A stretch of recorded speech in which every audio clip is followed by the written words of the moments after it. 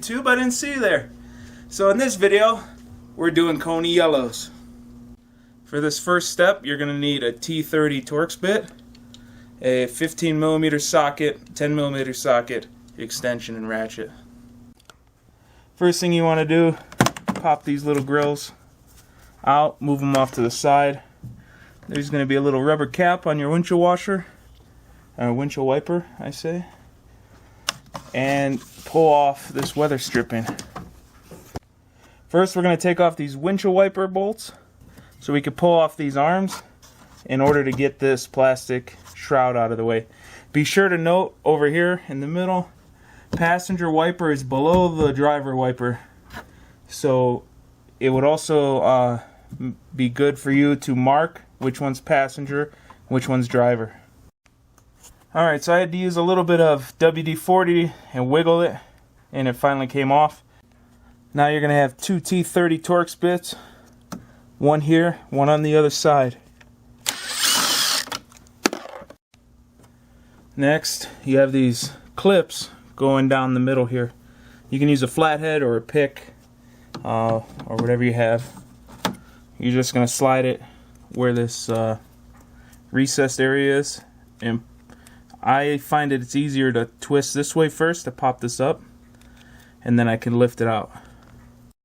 Now it's time to remove this top piece. You start it by pulling straight up in this corner, and voila, it's got grooves here so it fits down in a groove up here on the windshield. Now we're going to remove this shroud right here with a 10mm socket and these bolts on either side. Now we have these three 12mm bolts. I'm going to loosen up right now. I'm not going to take them out yet. I'm just going to get them to where they're going to be friendly for me to mess with later. Now we need to unhook everything that is connected to the shock that they put from the factory. So brake line is 8mm. I'm going to go ahead and break this loose.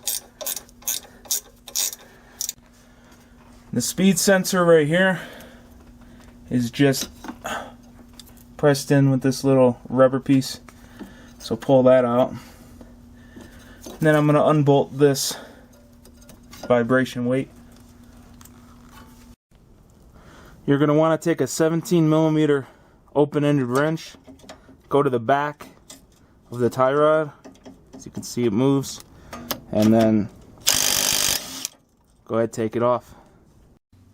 Alright, we're also going to have to take off the outer tie rod from the spindle in order to get more leverage and mobility in this tight area.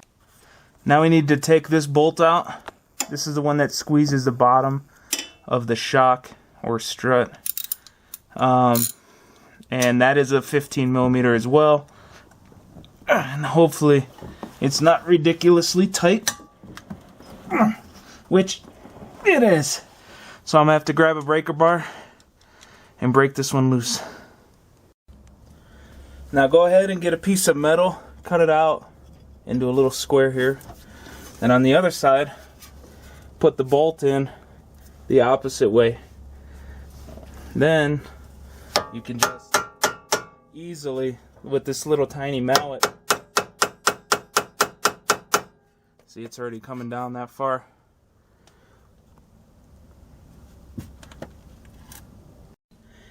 After you have spread apart the back, just hold pressure down, tap it with a hammer until you get it like this.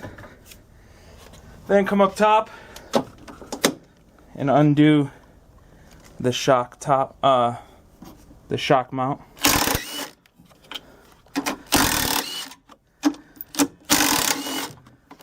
It should just fall right out, pretty much, down here. And there you go. By now it's probably lunchtime or dinner time and you're hungry, right? So you take your old shock, go to the local mechanic shop, hand them $25, and poof, while you're eating, they swap out your springs. You don't have to bullshit with those rent-a-tools from AutoZone or O'Reilly and fucking kill yourself by getting shot in the face with a spring. Don't do that. Anyways, we're all set to put this back in now. Now that I got the shock back, we're going to set the firmness once and forget about it. Some people drill holes in the top so they can get to it. I'm not going to do that. So what I did is you see here, you got to go counterclockwise and make it firm. I found that from all the way loose to all the way firm is 1.5 turns. So I just did 1 turn. So that should be 66% of its total firmness. I don't know if it's a linear curve for the adjustments, so I'm just going to roll with it. Alright, now you need to push down on the spindle as you put this top piece up in here, and then rotate forward and play with it until it slides in. The little hole. Come on, there we go. There we go. Once you get it semi-mounted in, we're going to hook up the top. So now you come up here, start these bolts by hand. Okay. Like so. And do all 3 of them, then tighten them up, and then I'll show you how to do the bottom. So it's a really tight fit, but I finally got it fully seated, seems like. I used the jack down here to lift it up as I was just tapping a little bit on each side like so, just to give it some kind of vibration, and it slid up. And so now I'm gonna put the little 8mm bolt that goes here to hold the brake line, and put the sway bar end link back in, and I'll show you all that right now. Alright, be sure, one more thing to look out for, on the back side here there is a piece right there. Make sure that's sitting on top of the spindle right there. Alright?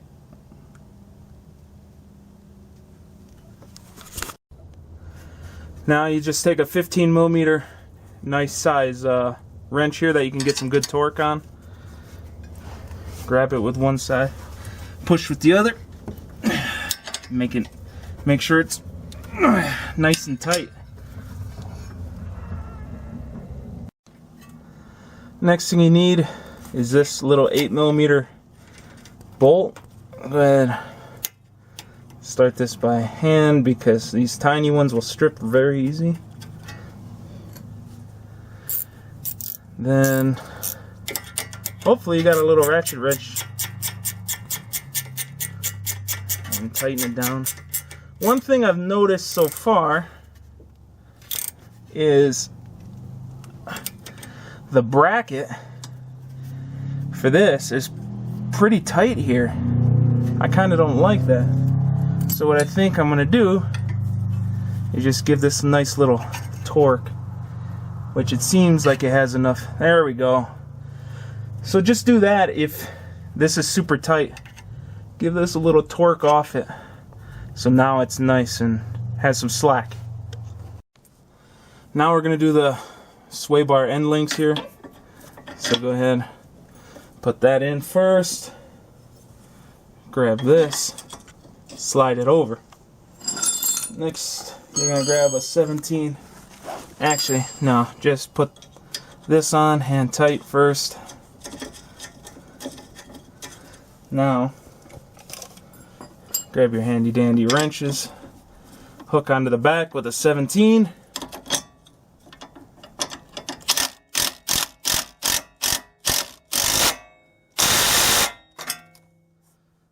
And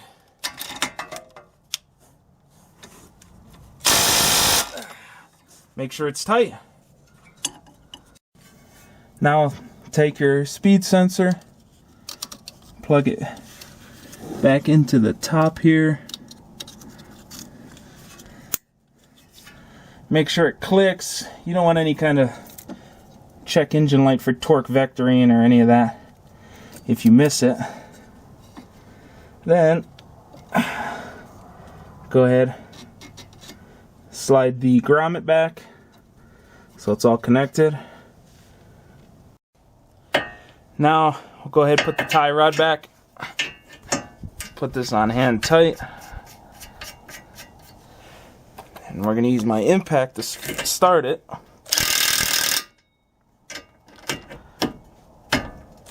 Which doesn't seem to work very good, so since we can't do that, we're going to take our ratcheting wrench here, and this is a 15mm,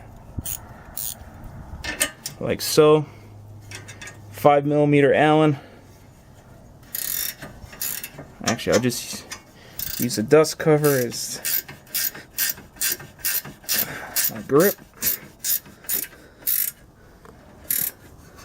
Now, go ahead and make sure this thing's tight.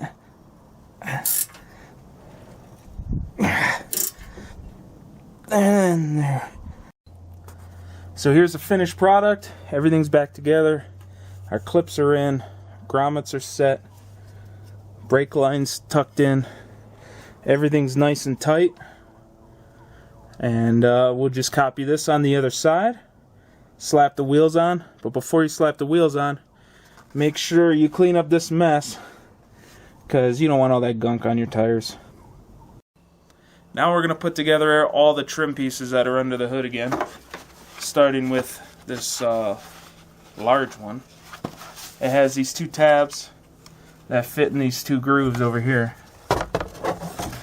So you just slide it in like this, and then put the screws in. Okay, so this one, it has a groove right here. You're going to put it in line, press down, and you're going to work it all the way across, like so.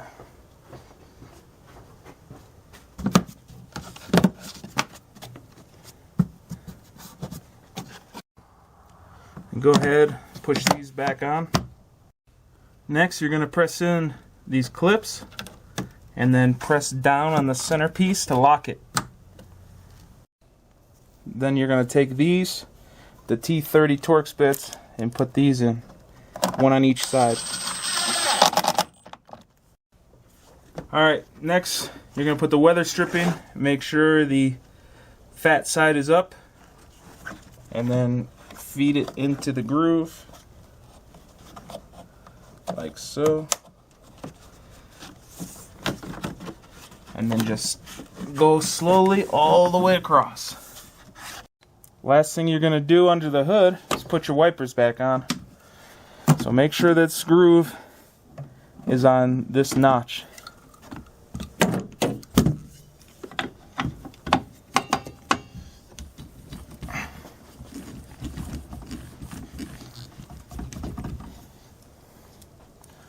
And then put your washer and your nut. Sorry, I got one correction. The aluminum half moon shape that's under the wiper here, that is not a key. That is a stopper for max left, max right. So mine were all jacked up when I went to use them. So what you need to do is go inside, turn the wipers on and off, and that'll reset the rod in the middle. Then you just want to place the wiper over here exactly where you want it. So this one is going to be straight down here at the bottom. The passenger side's on the bottom. Then you just put the wiper directly straight down, and then tighten down that nut. And now they work fine. And do the same thing for this side after. You want to do the driver's side after so that they don't whack into each other all hard and crazy. So you want them to sit like that. So you're going to do the same thing. Turn the wipers on and off again. line it up, and then put it straight down and tighten down the nut. Don't be an idiot like me. Remember to put this rubber cap back on. Alright guys, now it's time for the back. Empty out the trunk, make it a little more accessible in here, like so, and pull out the bottom here.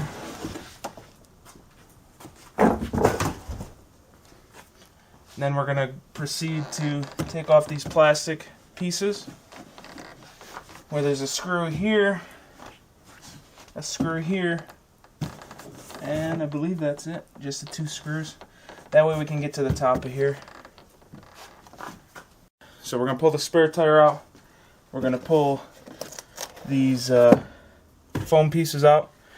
That way, because this is a pretty stiff carpet piece. It's like a cardboard back carpeted thing. So I don't want to crease it or anything in the middle.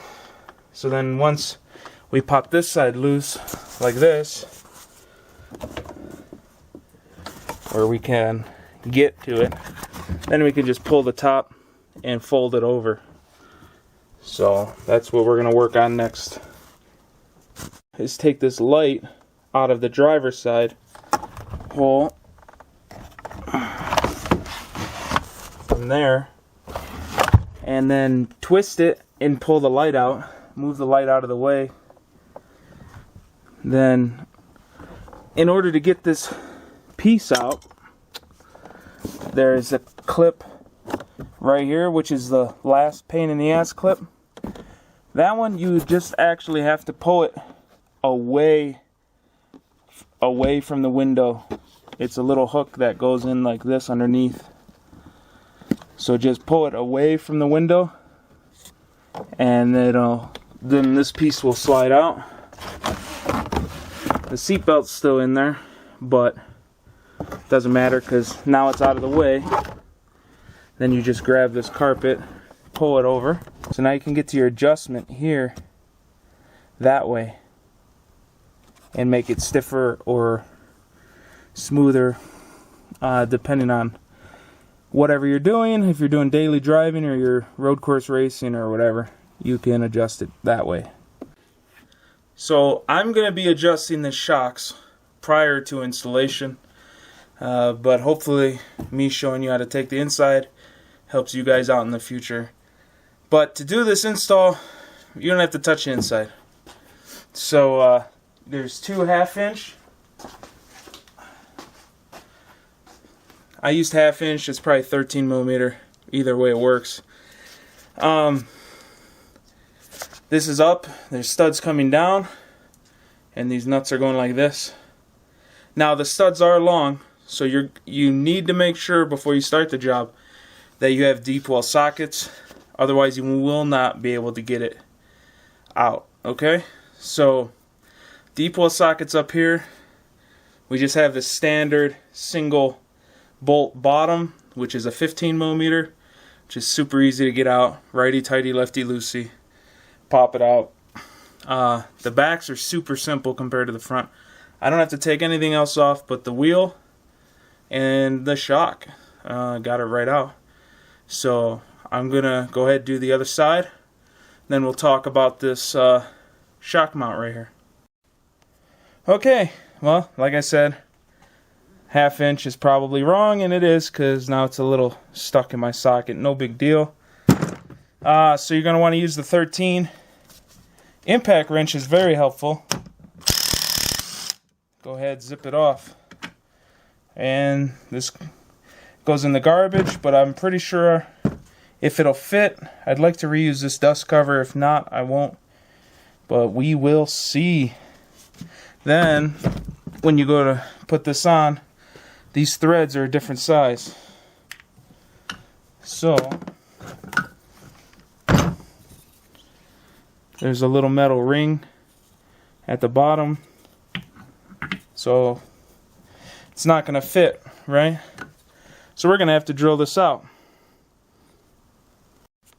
So the dust cover does fit though, without any modifications. Just give it a little tug, and this will keep dirt from building up in the seal area in here, and then you won't have as much dirt, grime, and nasty stuff when the shock's going up and down hitting the seal. So the dust cover's a good idea. Alright, well, I'm an idiot, but hopefully you can learn from me so you don't do the same thing. So, as you can see here, this thingy looks brand new, right? So, as I was drilling this out, I was trying to force it with a duller drill bit. So, what had happened was it got too hot and melted the rubber around it, and then this thing comes ripping out, and it got stuck to my drill bit. So don't do that. Make sure you buy a brand new blade for these. Any kind of metal that's inside rubber, use a brand new drill bit, and you won't have such a big problem. I'm going to show you how I went about drilling it, because I have not drilled that one yet. So I'm going to show you how I drilled it, so you don't do the same mistake I did prior, and your day will go smoother than mine. You're going to need a brand new 15-30 seconds. What you're going to need is some kind of lube. I got this drill and tapping fluid. You can use WD-40, you can use the peanut oil, you can use whatever you want to use. So go ahead, put a little bit around here, and you're gonna start it nice and slow. This is impossible to do with one hand. Anyways, you're just gonna go a little bit, then stop, put some more lube, or let it cool down. I was usually going in about 10 to 15 second bursts with about 30 seconds in between to let it cool. That way I know for a fact I will not heat up the rubber enough to rip out the metal. So this is what it looks like drilled out. So it should be nice and clean like that.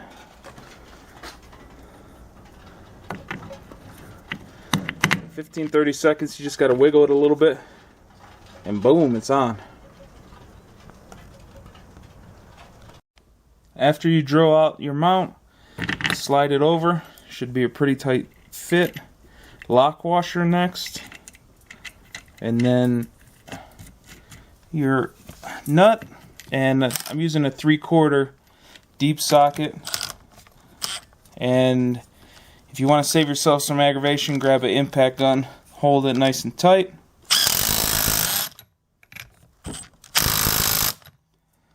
And you should be all good. Alright, now you're going to take this, slide it into the hole up top, bringing the bottom around. You're going to have to compress it a little to swing it over. And it's going to be good just like this. Now, you're going to have to take and get an extension, hopefully with a U-joint to make your life easier. Set it on the studs. Once it's on the studs, then you can take this and start the first nut. It holds it in place. Then go ahead, start the second one. Once they're both started, you can use your handy dandy impact again. Go up. Don't snug it yet until you get the other side tight. Now that they're both tight, hit it nice and good.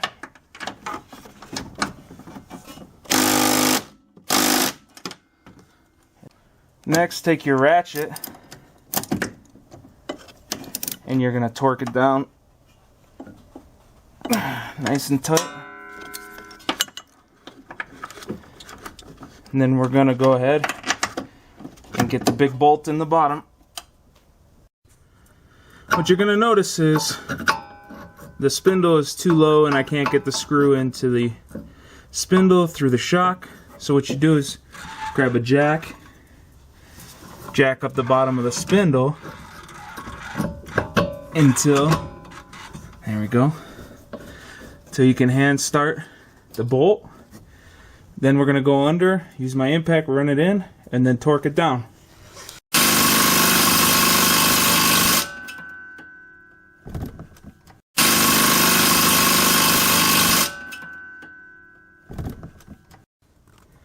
So now that you got the bolt ran all the way in, go ahead and put a box wrench on it and give it some tweaks until you can't move it anymore.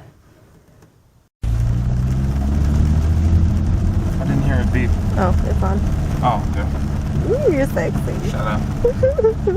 Anyways, going on my initial drive here, we're gonna get some couple turns and couple accelerations and stopping and figure out how these things feel. It's raining right now, obviously, as you could probably see in the window, so I can't do anything crazy to test them out hard. So like I said before, I have 66% stiffness set to the front and to the back.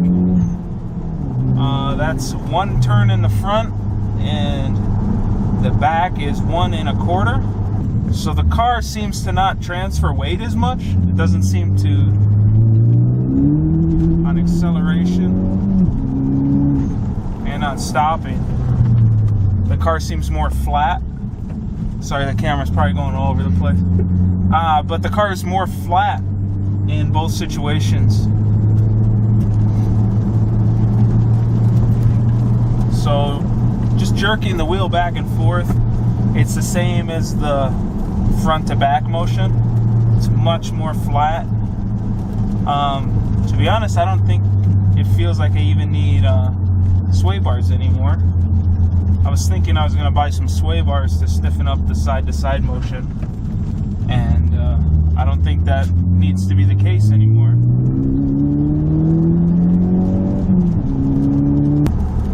Yeah, it just feels really good overall. I got no complaints. They're a billion times better than stock. Those stock ones felt like I was on a mushy waterbed, so glad to be rid of those. It doesn't feel too stiff, just cruising. It feels the same as stock, more or less. I can't really tell a difference. So let's see here on this corner.